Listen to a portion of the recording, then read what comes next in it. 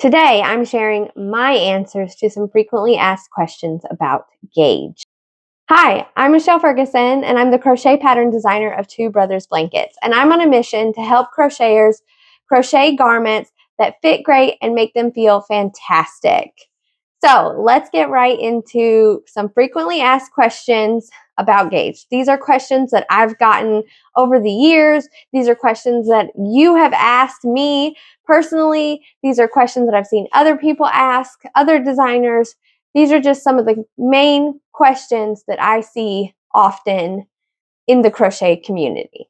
So let's get right into it. I got my handy dandy notebook here. The first one is, what if I have too many stitches in my gauge swatch? So you need 16, you got 20, and you don't know what to do. For that case, if you have too many stitches in your desired measurement, so in this case, 20 in 4 inches instead of 16, you need to go up a hook size. You need to make those stitches bigger so that there's not so many of them in that desired measurement. So go up a hook size if you have too many stitches. And then the opposite of that, what if I don't have enough stitches? What if I need 16 stitches in 4 inches, but I'm only getting 13 stitches in 4 inches? So in that case, you need to go down a hook size so that you can get more stitches. You will be able to make more stitches in that desired measurement. Same with the rows. It's the same concept. If you have too many rows, go up a hook size. Too few rows, go down a hook size. All right, the third one, and I get this one a lot. What if I meet width but not height? So, for example, if I need 16 stitches by 10 rows in 4 inches, and I'm getting 16 stitches, but I'm only getting 8 rows, what do I do then? So for this case, and in most cases, you're gonna think about width. So I'm wearing my crochet tank top right here, and it's worked in the round from the bottom up, or from the top down. Sorry, wrong tank top. And so I need to make sure that my width is correct. So in most cases, if you're working from top down or whatever, the only time you won't do it this way is if you're working your rows, the number of stitches as your length. So you were doing like some vertical rows. My Maxwell sweater is like that. That's the only difference. But most of the time, you're working in the round or you're working in rows back and forth till you get to your desired length. And the number of stitches determines your width. If that's the case, you want your width to match more so than your height. Height can be adjusted easily by adding or taking away rows or rounds to your desire. Even if you meet height, that's another thing you can do. If you want a longer tank top, if you want it tunic length or dress length, you can add rows or rounds to your project to give it more length. Same situation if you don't meet height. You can add or take away rounds or rows. But if you don't meet width, then your project's going to either be too big or too small. So it's most important to meet width in most cases. Like I said, if you've got something that the number of stitches determines the length, so it's worked vertically, it's going to be the opposite. The number of stitches is going to determine your length, and the number of rows is going to determine how wide it becomes. So in most cases, if you meet width, that's the hook size that you want to use. And then you can adjust the rows or rounds as needed within the project. All right, number, what is this, 4, I think?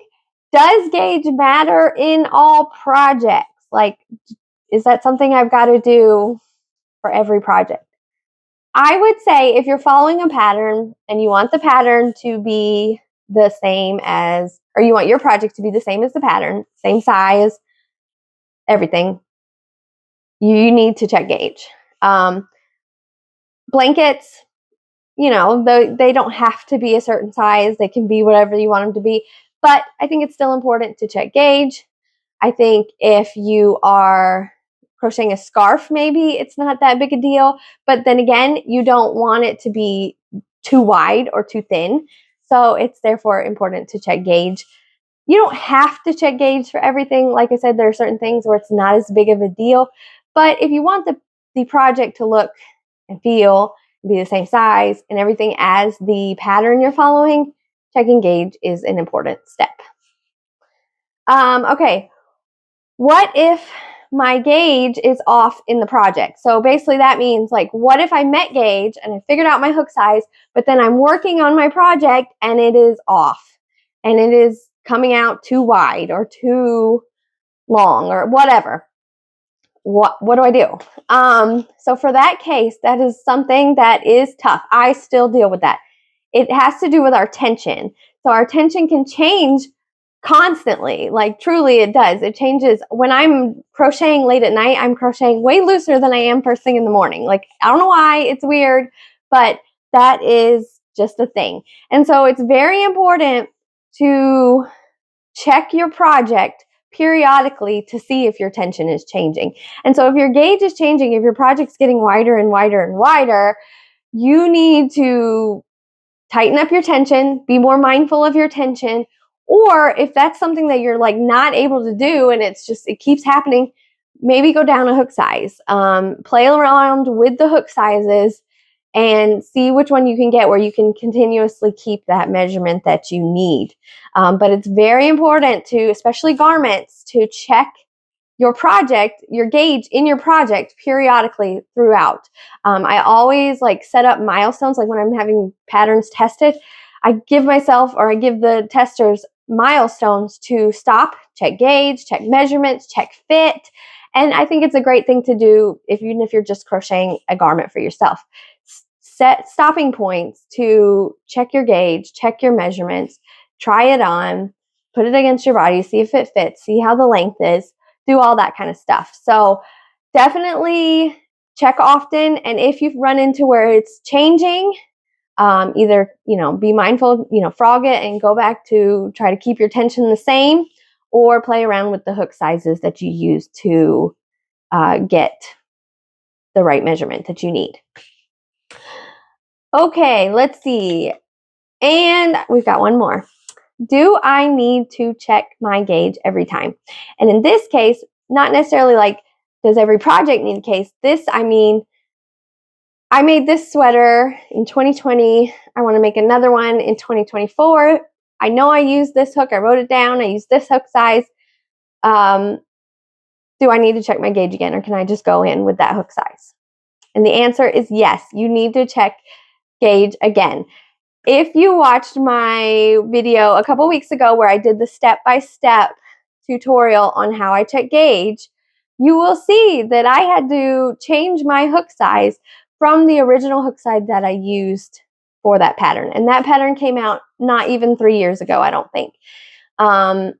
And my tension and everything has changed. And I had to go I think it was up several hook sizes from the original. And I used the exact same yarn, everything. And I had to adjust my hook size. So I always recommend that you check gauge every time, even if you've made the project 100 times. Maybe the only instance where that wouldn't be the case is if you made like a hat and then you immediately start making another hat, like right then and there.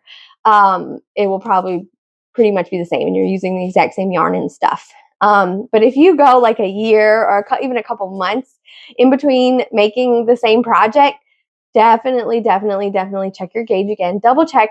The thing about gauge is it feels like an added step. It feels like a pain when you just want to get into the project and start it.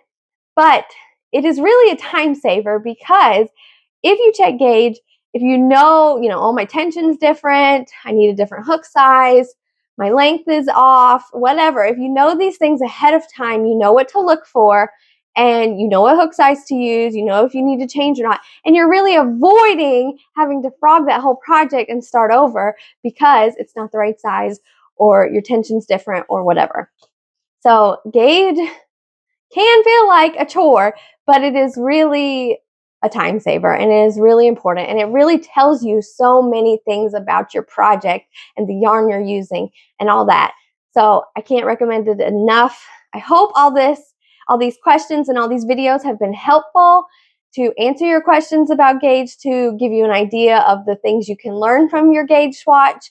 and to just make it so it's not so like such a chore, and that you really are going to learn something from it and have that knowledge going into your project.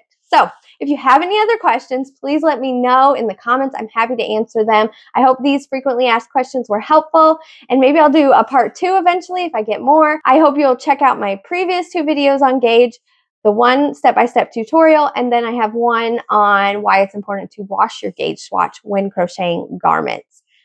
Thank you so much for watching. I hope you'll subscribe to my channel and have a wonderful day.